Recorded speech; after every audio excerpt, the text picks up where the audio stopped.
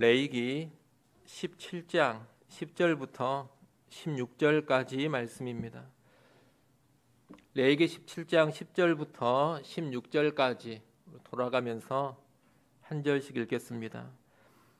이스라엘 집 사람이나 그들 중에 거류하는 거류민 중에 무슨 피든지 먹는 자가 있으면 내가 그 피를 먹는 그 사람에게는 내 얼굴을 대하여 그를 백성 중에서 끊으리니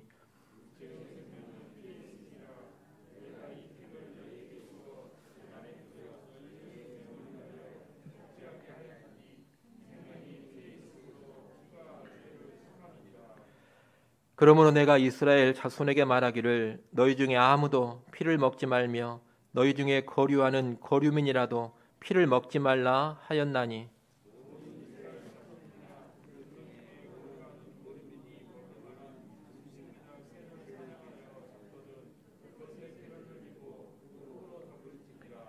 모든 생물은 그 피가 생명과 일체라. 그러므로 내가 이스라엘 자손에게 이르기를 너희는 어떤 육체의 피든지 먹지 말라 하였나니 모든 육체의 생명은 그것의 피인즉 그 피를 먹는 모든 자는 끊어지리라.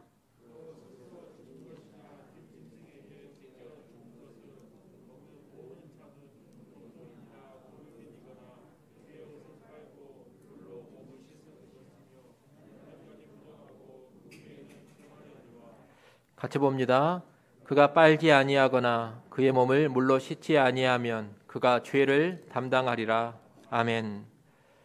우리는 지난 시간에 가축의 도살이 회막에서 꼭 이루어져야 한다는 그런 내용을 봤습니다. 왜 가축의 도살은 회막에서만 이루어져야 하느냐? 두 가지 이유라고 말씀을 드렸습니다. 하나는 우상 숭배를 피하기 위함입니다. 또 하나는 피를 함부로 다루지 않기 위함입니다. 우상 숭배를 피하기 위한 이유는 우리가 지난 시간에 쭉 살펴봤는데 엄밀히 말한다면 이 우상 숭배를 피하는 것도 피와 연관이 있습니다. 이런 우상 숭배에서는 피를 제대로 다루지 않고 때로 피를 먹기도 하는 그런 모습들이 종종 일어나기 때문입니다. 피를 함부로 다루지 않는 것, 이것이 레위기 17장의 핵심인데 아무 데서나 도살을 하게 되면 피가 함부로 다루어질 수가 있습니다. 가축을 도살하면서 피를 제멋대로 취급할 수도 있고 피를 먹을 수도 있습니다. 또 가축 도살이 우상 숭배로 이어지면서 피를 함부로 취급하는 그런 일이 벌어질 수도 있습니다. 그런 일들을 다 방지하기 위해서 하나님께서는 가축의 도살은 회막에 와서만 행하도록 명령을 하신 겁니다. 오늘 본문은 이와 연관해 피에 관한 규례를 더욱 자세하게 설명해 주고 있습니다. 피에 관한 기본적인 규례, 기본 원칙은 뭐냐면 피를 먹지 말라는 겁니다. 오늘 본문 10절부터 12절 말씀이 피를 먹지 말라는 그 규례를 알려주고 있습니다. 하나님은 이스라엘 백성은 물론이거니와 이스라엘 안에 거류하고 있는 거류민들, 다시 말해 이스라엘 안에 들어와 살고 있는 이방인들까지도 피를 먹지 말라고 명하십니다. 만약 어떤 사람이 피를 먹는다면 그 사람은 백성 중에서 끊어지는 형벌을 받으리라, 그렇게 말씀합니다. 백성 중에서 끊어진다라는 것은 사형에 준하는 제명 또는 추방의 형벌이라고 말씀을 드렸습니다. 피를 먹는 자들에게는 준엄한 형벌이 내려진다는 겁니다. 그러면 하나님은 왜 피를 먹지 말라고 하시느냐? 피를 먹지 말라는 그 명령의 이유가 11절에 나옵니다. 11절 말씀을 우리 같이 한번 읽어보겠습니다. 11절 함께 읽습니다. 육체의 생명은 피에 있음이라. 내가 이 피를 너희에게 주어 제단에 뿌려 너희의 생명을 위하여 속죄하게 하였나니 생명이 피에 있으므로 피가 죄를 속하느니라. 아멘. 여기 보면 육체의 생명은 피에 있음이라 이렇게 말씀하고 있습니다. 피가 곧 생명이라는 겁니다. 다시 말해 하나님이 주신 생명은 몸에 흐르는 피로 상징이 되어집니다. 짐승이 됐든 사람이 됐든 그 몸에 흐르는 피가 생명을 상징한다는 겁니다. 그러기에 피를 먹어서는 안 됩니다. 피가 곧 생명이기 때문에 피를 먹는 것은 곧 무슨 일이 되느냐? 생명을 먹는 일이 되는 겁니다.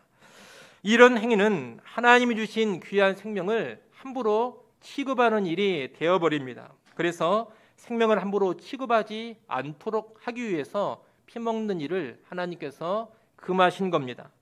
대신에 피는 어떻게 처리해야 하느냐? 하나님의 제단에 뿌려야 합니다. 11절 가운데 부분에 보면 피는 제단에 뿌린다 그렇게 되어 있습니다.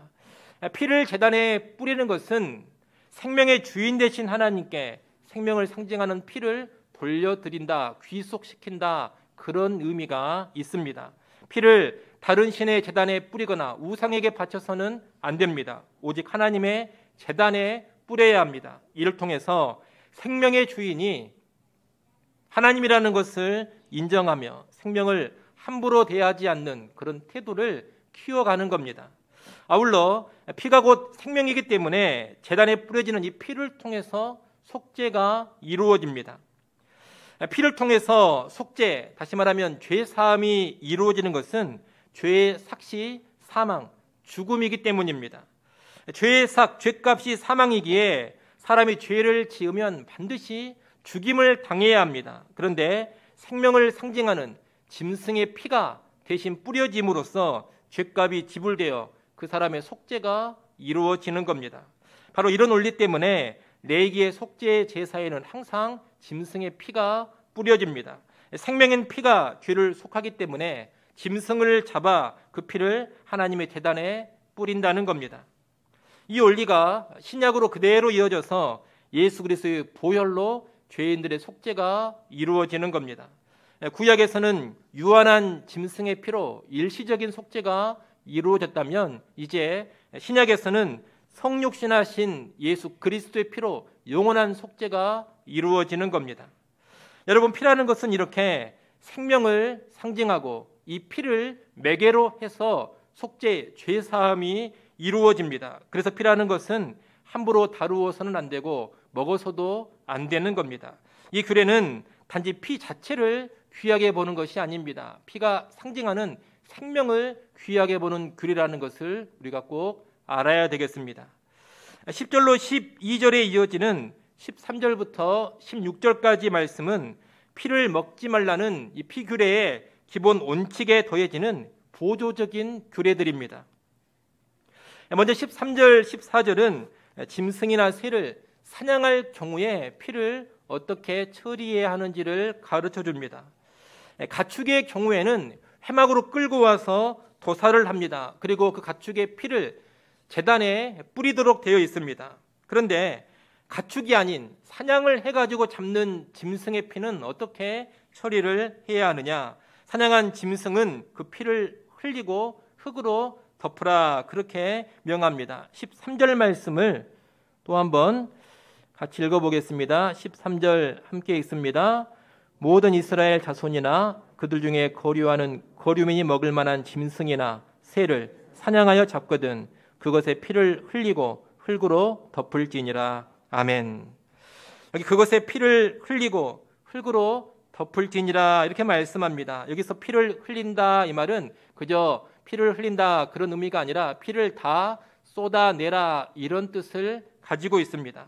사냥한 짐승의 몸 안에 있는 피를 다 쏟아내서 몸 안에 피가 없게 해야 합니다. 피를 다 빼버려야지만 사냥한 그 짐승의 고기를 먹을 때 피 먹는 일을 피할 수가 있기 때문입니다. 그렇게 다 쏟아낸 피는 흙으로 덮습니다. 다 쏟아낸 피를 흙으로 덮는 것은 일종의 매장과도 같은 의식을 치르는 겁니다. 이것은 피가 곧 생명이기에 피를 귀하게 다루는 모습입니다. 사냥한 짐승의 피도 이렇게 처리함으로써 피가 상징하는 생명을 존귀하게 대하도록 한 겁니다.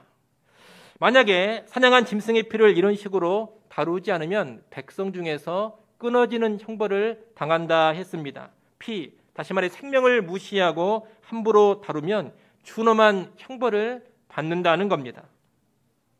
15절, 16절은 또 하나의 보조 규례인데 스스로 죽은 짐승이나 들짐승에게 찢겨 죽은 짐승을 발견해서 먹게 될 경우입니다.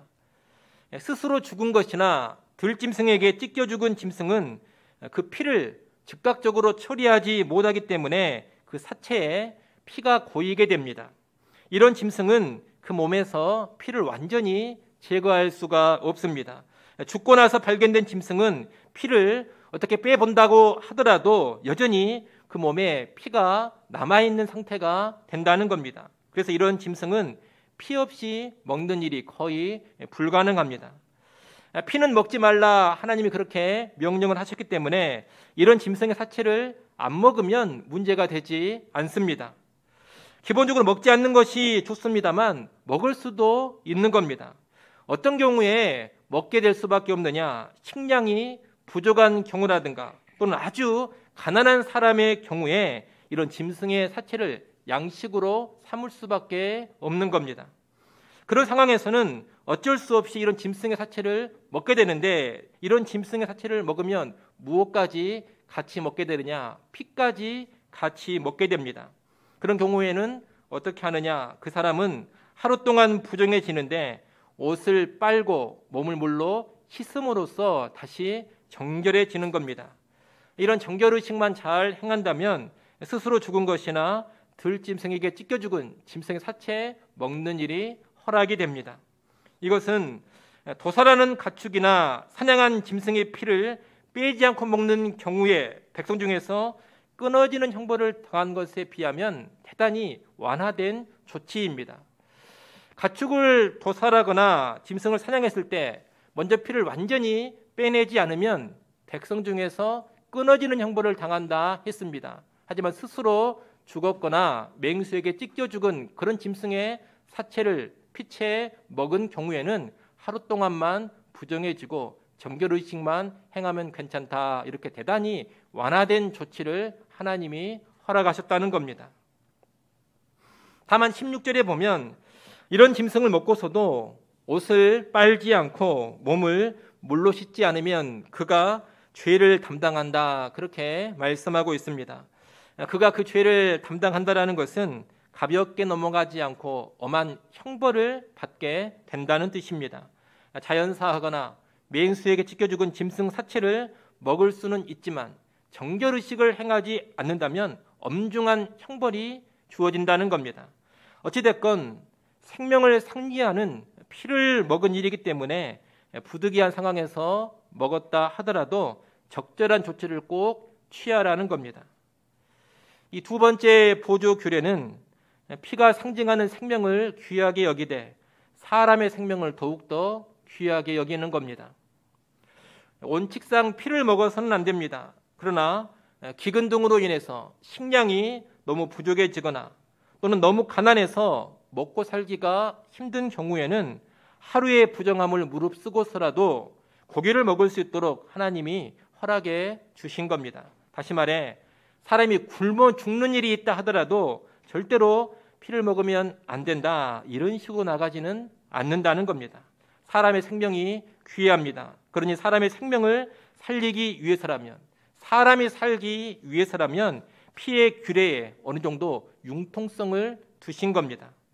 그러니 15절, 16절의 규례 역시 생명을 귀히 여기는 태도, 특별히 사람의 생명을 귀히 여기는 태도를 가르쳐주는 규례라, 그렇게 말할 수가 있겠습니다. 이렇게 해서 피에 관한 규례를 다 봤는데 신약 시대에는 이 피를 먹지 말라는 규정이 더 이상 적용되지 않습니다. 여러 차례 말씀드렸던 것처럼 구약의 제사법이라든가 구약의 정결법은 예수 그리스도의 구속 사역이 성취된 후에는 문자 그대로 지킬 필요가 없습니다.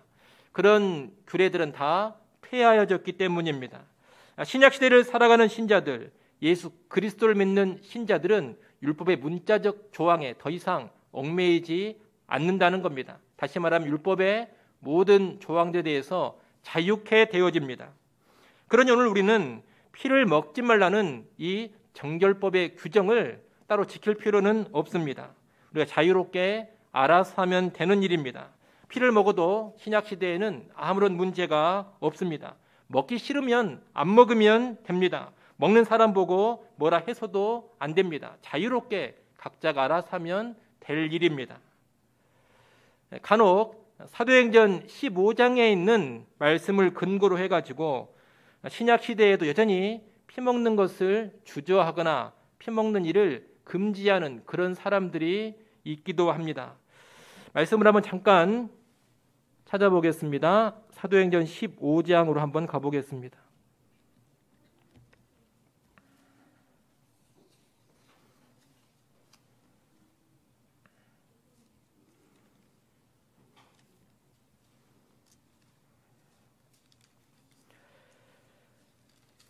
사도행전 15장 20절 한번 보겠습니다.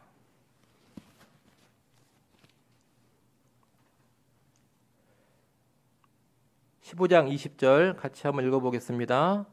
다만 우상의 더러운 것과 음행과 목매어 죽인 것과 피를 멀리하라고 편지하는 것이 옳으니. 아멘. 이 말씀은 이방인 그리스도인들에게 예루살렘의 사도들이 권면하는 한 내용인데, 우상의 제물과 음행과 피와 목매어 죽인 것을 멀리하라, 이런 권면입니다. 그래서 지금도 피를 먹지 않아야 한다고 주장하는 사람들은 이 구절을 가지고 와서 사도들이 피를 먹지 말라고 하지 않았느냐, 이런 이야기를 하는 겁니다. 하지만 사도행전 15장에서 제시하고 있는 이 규칙은 교회에 들어온 이방인들이 유대인 출신의 그리스도인들에게 큰 걸림이 되는 것을 막기 위한 임시적인 조치였습니다. 유대인들은 오래도록 우상의 제물이나 피, 목매어 죽인 것, 음행을 피하며 살아왔습니다. 그런데 이방인들은 그런 삶이 너무나 일상적이었습니다. 아주 일상적으로 우상에게 바쳐진 제물들을 먹었고 피도 먹고 마셨습니다. 또 아주 자주 음행을 행하였습니다. 그래서 예수를 믿고 교회 안에 들어온 후에도 문화적인 습관을 버리지 못해서 그런 일들을 자주 행하곤 했던 겁니다. 그런데 그런 모습이 유대인 그리스도인들에게 아주 큰 걸림돌이 됐던 겁니다. 사도행전 15장의 규례는 그런 유대인들을 배려하는 차원에서 이방인들에게 아주 익숙했던 과거의 음행이나 우상의 제물을 먹는 일, 그리고 피를 먹는 일을 금지해 놓은 겁니다. 이 가운데 음행은 윤리 도덕의 문제이기 때문에 지금도 계속 금할 일이지만, 그 외에 우상의 제물을 먹거나 피를 먹는 일에 있어서는 자유합니다. 신약 성경의 다른 부분을 보게 되면 우상의 제물이나 음식과 관련된 문제에 있어서 신자들이 자유하다는 것을 충분히 설명해 주고 있습니다. 마가복음 7장이라든가 고린도전서 10장, 로마서 14장, 디모데전서 4장 4절 등의 말씀을 보면 이제 신약의 그리스도인들은 음식과 연관해서는 어떤 음식을 먹어도 아무런 문제가 없다고 자세히 가르쳐주고 있습니다.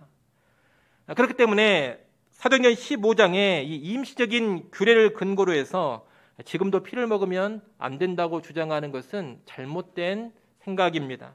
성경을 전체적으로 보지 못하는 오류다, 그렇게 말할 수가 있겠습니다. 신약시대의 그리스도인에게 있어서 음식, 먹거리의 제한은 없습니다. 오늘 우리는 그러므로 피를 먹는 것이 아무런 문제가 되지 않는 겁니다. 심지어 우상에게 바쳐진 제물을 먹는 것도 자유합니다. 아무런 문제거리가 되지 않는다는 겁니다. 하지만 피를 지금 자유롭게 먹을 수 있는 상황이 되었다 하더라도 꼭 하나 기억해야 할 것이 있습니다. 그것은 뭐냐? 구약의 하나님께서 피를 먹지 말라고 명령하신 그 의도, 그 정신만큼은 지금도 기억하고 준수해 가야 한다는 겁니다. 여러분, 피를 먹지 말라 명하신 이 규례가 내포하는 그 의도, 정신이 무엇이겠습니까? 앞에서도 잠깐 말씀을 드렸는데, 피를 먹지 말라는 규례가 내포하고 있는 정신은 생명 존중의 사상입니다. 피가 곧 생명이기 때문에 생명을 함부로 다루지 않도록 피에 관한 여러 규례들을 하나님이 주셨다는 겁니다. 그러기 우리는 오늘 생명을 존중하는 정신으로 살아가야 하는 겁니다. 피를 먹을 수는 있습니다. 피를 먹는다 하더라도 생명 존중의 정신만큼은 결코 망각하지 않아야 한다는 겁니다. 우리 그리스도인들은 모든 생명을 소중히 여겨야 합니다. 짐승의 생명도 귀하게 여겨야 되고 사람의 생명은 더더욱 소중히 여겨야 합니다. 우리 그리스도인들은 동물을 학대하는 일을 해서는 안 됩니다. 십계명 4계명에 보면 안식일에 일을 쉴 때에도 집안에 있는 가축까지 쉬게 하라, 그렇게 명령을 하고 있습니다. 일하는 가축도 안식일에는 쉬게 하는 것이 언약 백성의 삶이라는 겁니다. 예전에 보면 곰 쓸개에서 그 쓸개즙을 계속 빼기 위해서 곰을 묶어두고 그 쓸개에 빨대를 꽂아둔 채로 쓸개즙을 계속 빼내는 그런 일들이 있었습니다. 또 여러분 많이 보셨을지 모르겠습니다만 개를 잡을 때도 그냥 잡지 않고 몽둥이로 심하게 두드려 패서 잡는 그런 일들도 많이 있었습니다. 최근에는 길고양이들을 잔인하게 죽이는 일들도 종종 벌어집니다. 또 집에서 기르던 개나 고양이를 갖다 버리는 그런 일들도 벌어집니다. 이 모든 일들은 다 짐승을 함부로 대하는 것이고 학대하는 일이 됩니다. 언약 백성 그리스도인들이 해서는 안 되는 일인 겁니다. 우리는 불필요하게 동물을 괴롭히거나 죽이는 일을 해서는 안 됩니다. 필요에 의해서 동물을 죽인다 하더라도 고통 없이 최대한 깔끔하게 도살을 할 줄 알아야 합니다. 물론 현대 사회에서 동물을 괴롭히지 않기 위해서, 학대하지 않기 위해서 해야 하는 일들을 단순히 규정하는 것은 쉬운 일은 아닙니다. 좁은 우리에서 키워지는 양계장의 닭들이라든가 좋지 않은 환경에서 대량으로 사육되는 소나 돼지들을 어떻게 봐야 하는가? 동물을 그렇게 고통스럽게 하면서 사육해서 잡아먹어야 하는가? 그에 대한 답들이 쉽지는 않습니다. 동물을 학대하면 안 된다, 단순히 그런 이유로 현대의 그런 시스템을 다 없애버리면 또 다른 문제들이 벌어질 수가 있기 때문입니다. 신중한 접근이 필요합니다만 여하튼 성경의 기본 원리는 뭐냐? 동물의 생명도 소중히 다룰 줄 알아야 한다는 겁니다. 그리고 하나님의 백성은 동물의 생명도 존귀하게 대할 줄 알아야 한다는 겁니다. 요즘에는 동물의 생명을 지키기 위해서 육식을 아예 하지 맙시다, 이런 운동도 있습니다. 하지만 성경은 그렇게까지는 말하고 있지 않습니다. 육식을 하기 싫으면 그 사람은 안 하면 됩니다. 그 사람 자유입니다. 하지만 육식을 하지 않는 것이 더 바람직하고 성경적이다, 이런 주장을 해서는 안 됩니다. 육식을 하는 사람들을 폄하하거나 부정적으로 봐서도 안 됩니다. 왜냐하면 육식 자체는 성경적으로 전혀 문제가 없기 때문입니다. 육식은 하나님이 명령하고 허락하신 일입니다. 그리고 사람은 동물을 얼마든지 도살해서 먹을 수가 있습니다. 오늘 본문에 피해 관한 규례들도 다 무엇을 전제하고 있느냐? 도살을 전제하고 있고 사냥을 전제하고 있는 겁니다. 육식을 허락하는 차원에서, 육식이 자유롭게 이루어지는 차원에서 하나님이 피해 관한 규례를 주고 있다는 겁니다. 그렇기 때문에 육식 자체를 금지하는 것은 성경적이지 않은 생각이다, 그렇게 말할 수가 있겠습니다. 다만 우리는 육식을 하더라도 생명에 대한 기본적인 존중의 태도를 가지고 잔인한 행위나 동물을 학대하는 그런 일은 하지 않도록 해야 할 겁니다. 아울러 모든 생명을 귀히 여기되 사람의 생명이 가장 귀하다라는 것을 절대로 망각하면 안 됩니다. 동물의 생명이 귀합니다. 하지만 동물의 생명은 사람의 생명에 비할 바가 아닙니다. 복음서에도 보면 예수님은 한 사람의 귀신 들린 사람을 회복시키기 위해서 2,000마리 돼지떼를 희생시킨 적이 있었습니다. 그만큼 사람이 귀한 겁니다. 오늘 본문 15절 16절에서도 이미 봤습니다만 생명을 존중하기 위한 피금지의 명령도 가난하고 굶주린 사람을 위해서는 조건적으로 완화가 됩니다. 사람의 생명이 귀하고 사람 사는 것이 훨씬 더 중요하기 때문에 그런 보조 규례가 주어진 겁니다. 그러나 여러분 절대로 사람의 생명을 쉽게 생각하지 마시고 생명 중에서도 사람의 생명을 가장 귀하게 여기시기 바랍니다. 그런데 요즘 이해가 가지 않는 참으로 엉뚱해 보이는 그런 일들이 많이 벌어지고 있습니다. 동물을 귀히 여긴다면서 사람과 동물을 동등하게 놓거나 때로는 사람 위에 동물을 놓는 그런 행태가 벌어지고 있는 겁니다. 예전에는 동물을 무시하고 함부로 대하는 것이 문제였다면 오늘날에는 역으로 무슨 문제가 벌어지고 있느냐? 동물을 사람급으로 높이거나 때로 사람보다 더 높이는 그런 문제가 벌어지고 있다는 겁니다. 반려동물을 키우는 분들이 반려동물을 배려한다면서 다른 사람에게 해가 되는 일을 하곤 합니다. 일례로 대형견이나 맹견 같은 경우는 입마개를 해야 합니다. 그런데 자기가 키우는 개가 답답해한다고 참 그 모습이 안쓰럽다고 하면서 입마개를 하지 않습니다. 그래서 입마개를 안 한 개가 다른 사람을 위협하거나 실제 물어서 큰 상처를 입히기도 합니다. 키우는 개가 안쓰럽다면서 사람이 다칠 위험을 방치하는 겁니다. 여러분, 사람을 어찌 개에 비할 수가 있겠습니까? 사람의 생명과 안전을 위해서라면 마땅히 개가 제약을 받아야 하는 겁니다.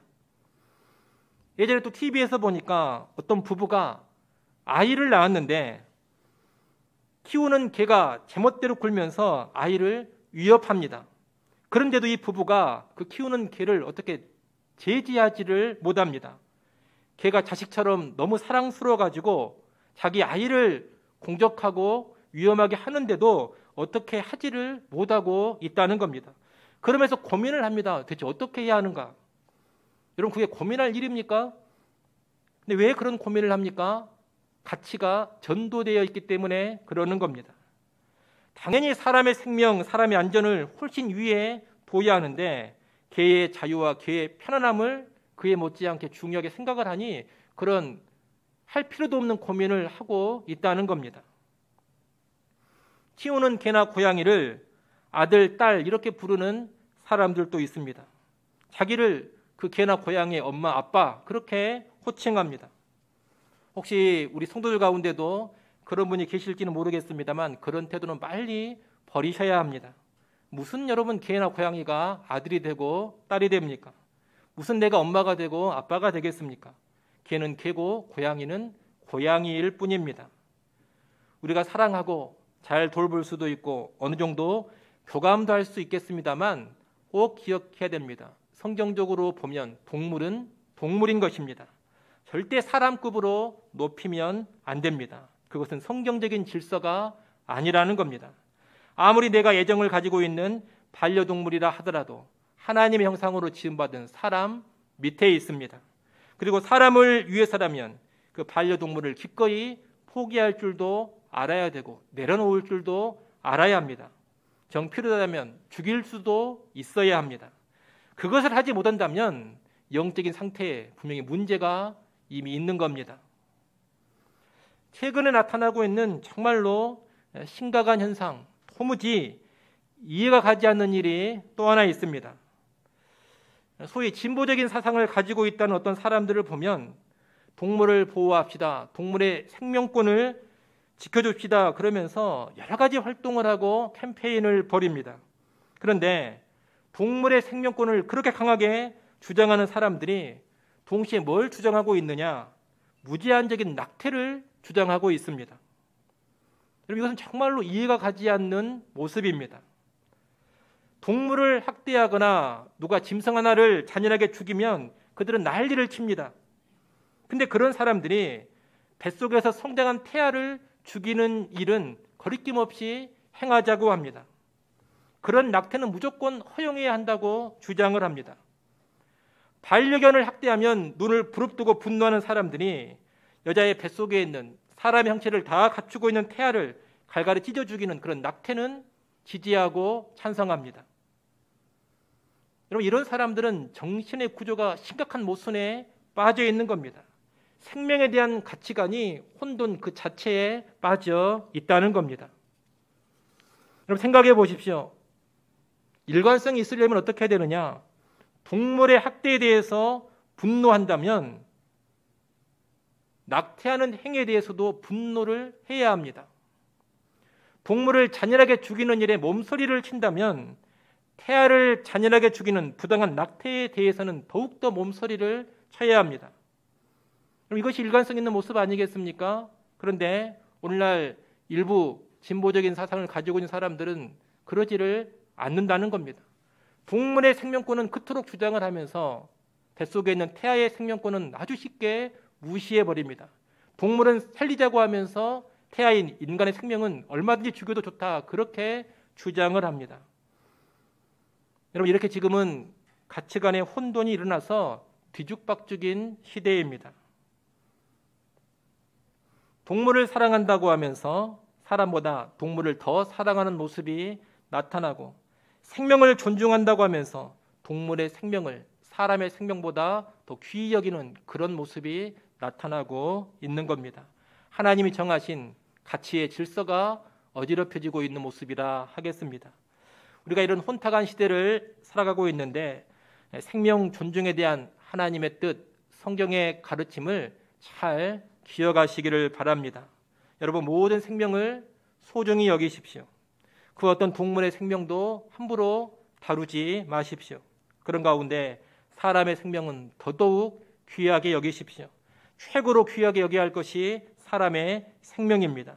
모든 생명을 귀히 여기되 사람의 생명을 가장 귀하게 여기는 것, 여러분, 이것이 하나님의 뜻이요 성경의 가르침입니다. 이를 마음 깊이 새기시고 우리 모두는 바람직한 생명 존중의 사상으로 살아갈 수 있기를 간절히 소원합니다. 기도하겠습니다.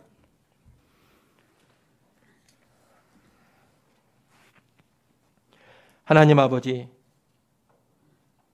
피에 관한 내기의 규례를 보면서 생명을 존중한다면서 가치관의 혼돈과 전복에 빠지지 않게 하여 주시옵소서. 아무쪼록 우리 영광의 모든 성도들은 생명을 귀히 여기되 사람의 생명을 가장 귀히 여기는 그 하나님의 뜻을 온전히 알고 순종케 하여 주시옵소서. 예수님의 이름으로 기도드리옵나이다. 아멘.